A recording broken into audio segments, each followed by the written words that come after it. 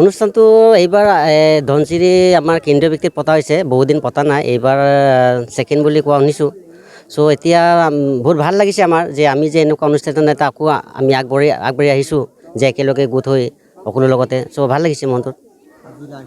মিচিং সম্প্ৰদায় গীত মানে গাই দিব পাৰিম বাৰু অলপমান। Oye dokumen oye dodagom apin kano dangodak apin kano dangodak de koi kone kadagom oi no kale dangodaga kale bungkang ayet হয় আপোনালোকৰ নিউজ চেনেলৰ যোগেদি সমূহ অসমবাসী ৰাইজক আলি আই লৃগাঙৰ শুভেচ্ছা জনাইছোঁ। আৰু আমি এইবাৰ মেৰিগাঁও খেলপথাৰত ধনশিৰি জিলা কেন্দ্ৰীয় ভিত্তিত দুদিনীয়া কাৰ্যসূচীৰে আমি এইবাৰ আমাৰ মিচিঙৰ জাতীয় উৎসৱ আলি আই লৃগাংটো আয়োজন কৰিছোঁ। আৰু এই উৎসৱটিৰ লগত আমাৰ নৱপ্ৰজন্ম তথা ছাত্ৰ ছাত্ৰীৰ বাবে বিভিন্ন ধৰণৰ কাৰ্যসূচী হাতত লৈছোঁ। আৰু আমাৰ পৰম্পৰাগতভাৱে এইবাৰ সদৌ অসম ভিত্তিত গুমৰাগ নৃত্য প্ৰতিযোগিতাটো আয়োজন কৰিছোঁ।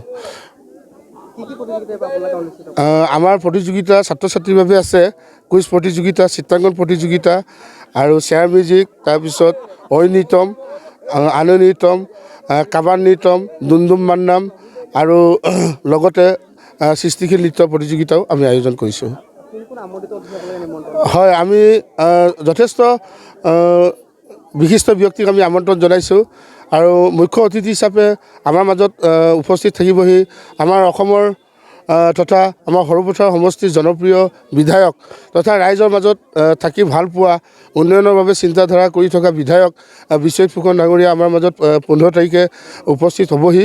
যিহেতু 14 তাৰিখে তেখেতক আমন্ত্ৰণ জনাইছিলোঁ, তথাপিতো বাজেট ছেশ্যন থকাৰ বাবে তেখেতে আমাৰ এই মিচিং জাতিটোৰ ৰাইজৰ বাবে তথা এই উৎসৱটিৰ বাবে তেখেতে 15 তাৰিখে উপস্থিত হ'ম বুলি কৈছে। আৰু বিশেষভাৱে আমাৰ যিটো মুখ্য আকৰ্ষণ সাংস্কৃতিক সন্ধিয়া, এই সাংস্কৃতিক সন্ধিয়াত উদ্বোধক হিচাপে আমাৰ অসমৰ কৃষিমন্ত্ৰী অতুল বৰা ডাঙৰীয়া আমাৰ মাজত উপস্থিত হ'বহি। হয়, আমাৰ সাংস্কৃতিক সন্ধিয়াত আমি অসমৰ জনপ্ৰিয় কণ্ঠশিল্পী বিনোদ বায়'পেগু, চন্দ্ৰ কুমাৰ পাটগিৰি আৰু ৰূপালী পাইঙক আমি আমন্ত্ৰণ জনাইছোঁ। এই উৎসৱটি কৃষিভিত্তিক উৎসৱ। যিহেতু অসমৰ বিভিন্ন জনগোষ্ঠীৰ লগতে মিচিং জনগোষ্ঠীও এটা অন্যতম, গতিকে আমাৰ মিচিং জনগোষ্ঠীও কৃষিৰ ওপৰতে সকলোখিনি নিৰ্ভৰ।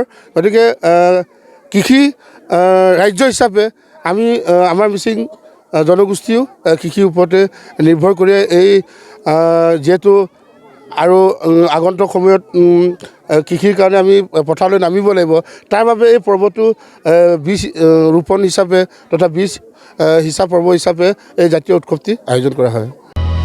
অসমবাসী তথা ডিমৰীয়াবাসীৰ বাবে সুখবৰ। কামৰূপ মহানগৰ জিলাৰ সোণাপুৰত স্থাপন ডিমছ হাস্পতাল এণ্ড নাৰ্ছিং হোম।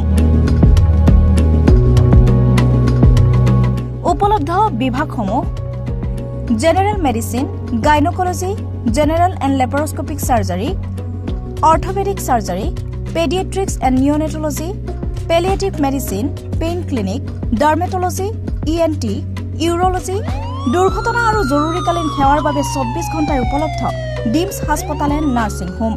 অত্যাধুনিক সা সুবিধাৰে পৰিপূৰ্ণ ডিমছ হাস্পতাল এণ্ড নাৰ্ছিং হোমত উপলব্ধ digital x ray, 24 hours pathology, ECG, PAC clinic, 24 hours RMO doctors.